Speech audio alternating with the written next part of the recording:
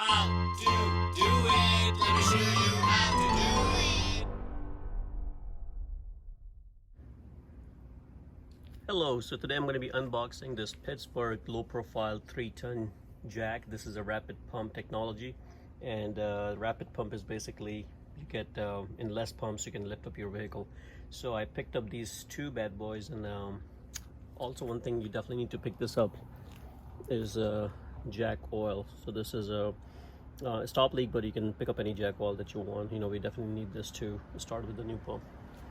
So the reason I got this jack is because for the price that you pay for this, you know, I think it's like 120 bucks at Harbor Freights for each one of them.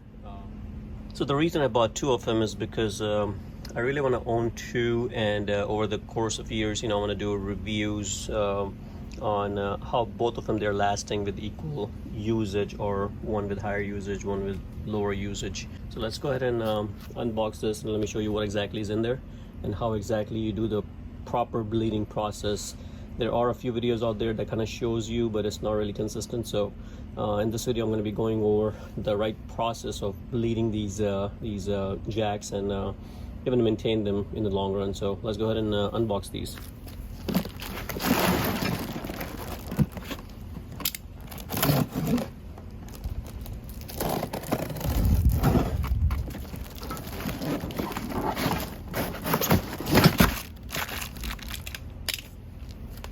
So the first thing you see is these two handlebars, and comes with a nice foam grip, you know, which is pretty good, you know, very nicely made. And this is the handlebar, so we can put it together.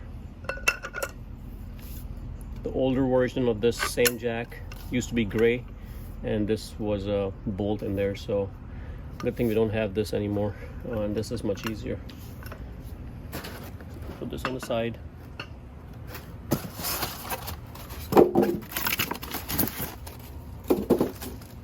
this is the jack.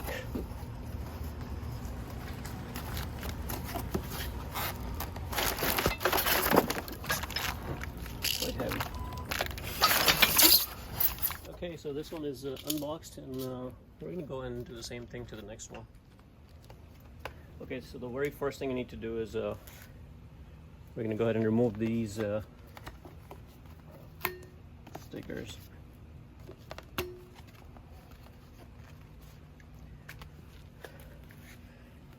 It tells you what needs to be done. So just follow these instructions before operating. Turn handle counterclockwise to open release valve. So we're going to do this later on, but before I do this, I'm just going to go ahead and remove these covers. These plates needs to be removed. So since we have to do it anyways, let me go ahead and grab my screwdriver, and let me get these out of the way.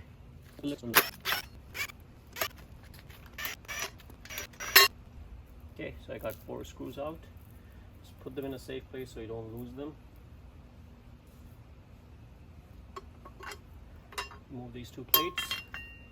It says turn handle counterclockwise to open release valve. So the handle basically is this handle they're talking about, and before we install this, you need to remove this safety. This is a plastic piece that they install for shipment purpose. You're never going to use this later on, so once you remove it, it's pretty much garbage. So there you go. It's under a lot of stress.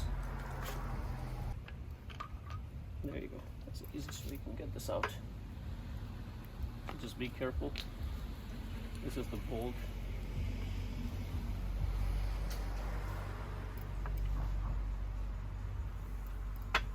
Loosen up this bolt on both of them. I'm going to go ahead and do this. And once you're putting this in, make sure this side is going in. So we're going to go ahead and put this side in there, just like that.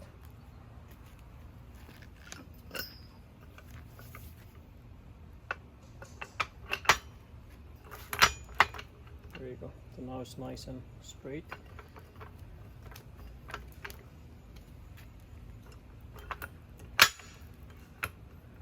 Just want to make sure it's nice nice and straight.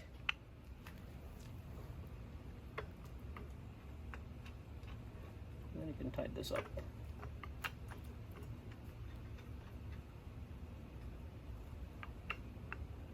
Make sure you secure the nut.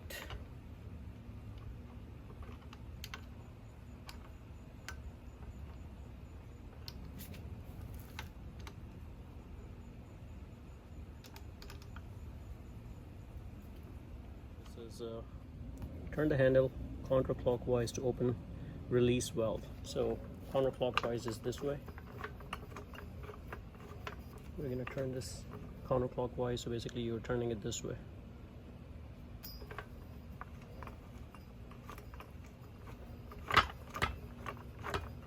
Just keep turning it until it stops.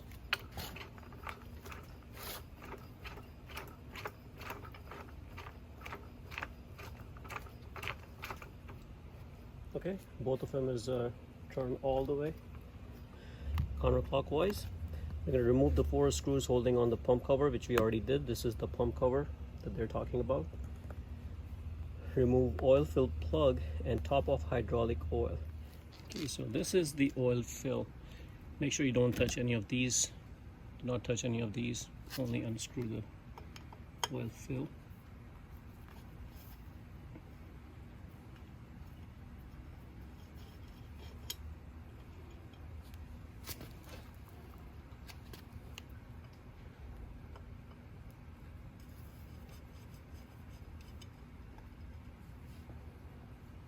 Okay. Now this is the oil that I'm using. I picked this up from Walmart. It's like $4, or you can order it on Amazon. Same price. Get closer. I'm surprised it's taking quite a bit of oil. You would think it would be fully filled as it being a brand new pump, but it's not. So you have to add oil. Do not take shortcut, guys. So that is something that I would say they should add in there, and a small hydraulic fluid bottle, so you don't have to go and buy one.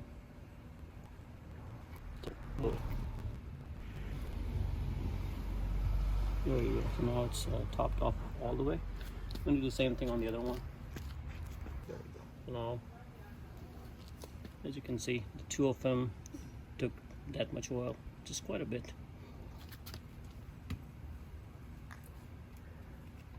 Make sure secure the oil so you don't spill it. Now let's see what it says.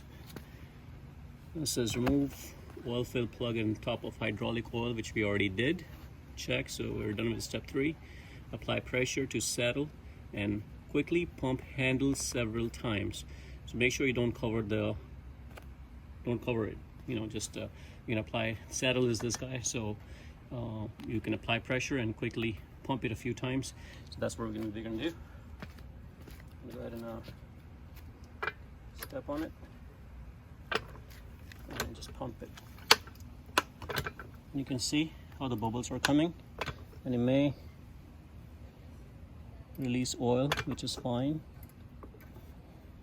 You can see some oil is coming out, which is completely okay, because this is what the bleeding process is. It gets the air bubbles out.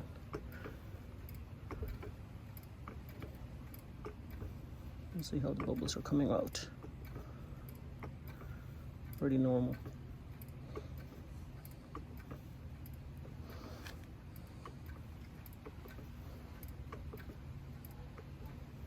And this is the process that they did not show properly, because some people, they just pumped it a few times, and you don't really see a whole lot of bubbles.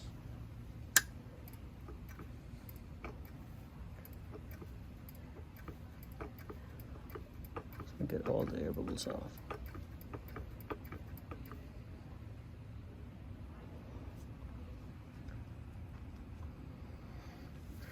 Okay, check oil fill hole again and top off with hydraulic oil if necessary. So that's what the 5th one says. that we have to check the oil fill again and top off if necessary. So since we did had some bubbles, we have to top it off again. I'm going to do the same thing over here. So this one does not have too much air bubble, which is good.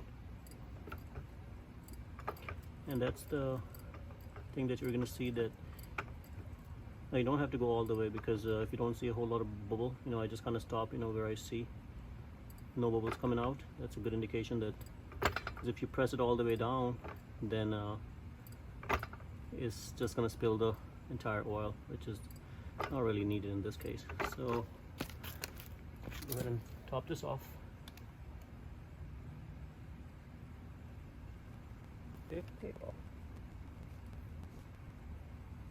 This one we had a lot of air bubbles, so you can see it taking a lot of more oil as it did on the previous, on this one.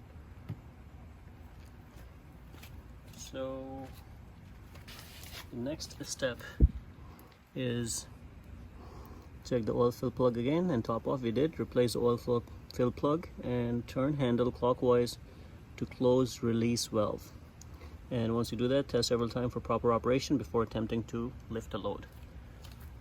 And that's pretty much it. So there you go. Now you lift it and you can see there's no air bubbles coming out. This is a good sign. So try the same thing. No air bubbles, I don't see any. Let's close this. And let's go ahead and secure it.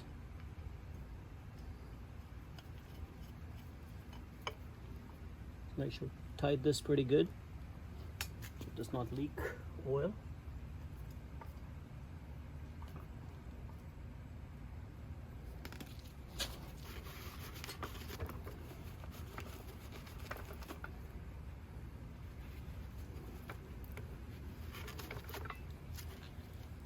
And now you can see how much oil it leaked from the bottom, which is normal, you know, because that's what we were doing. We're topping it off. So of course there's a lot of oil that leaked out. Let's go ahead and clean this from the bottom. Oops. Again, these are very heavy, guys. Be careful, be safe. You don't want to hurt yourself.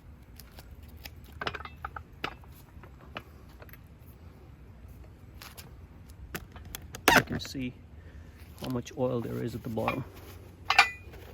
It's always good to clean up the mess. You may see some grease over here. Do not clean that grease. It's supposed to be there. And that's pretty much it.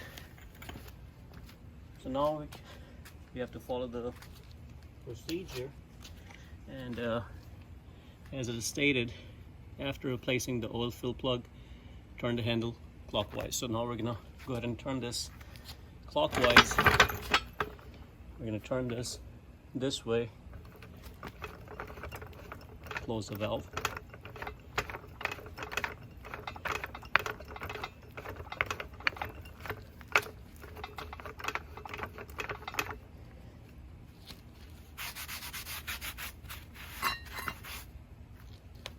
And we're going to do the same thing on this. I'm going to turn this clockwise.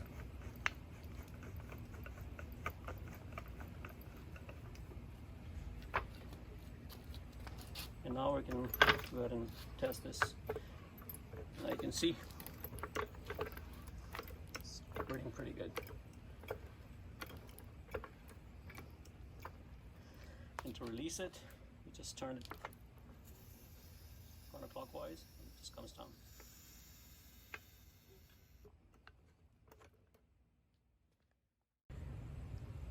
So I bought these from two different locations, so it does matter, you know, how much oil was already in there and what was it missing. So anyways, that's pretty much it.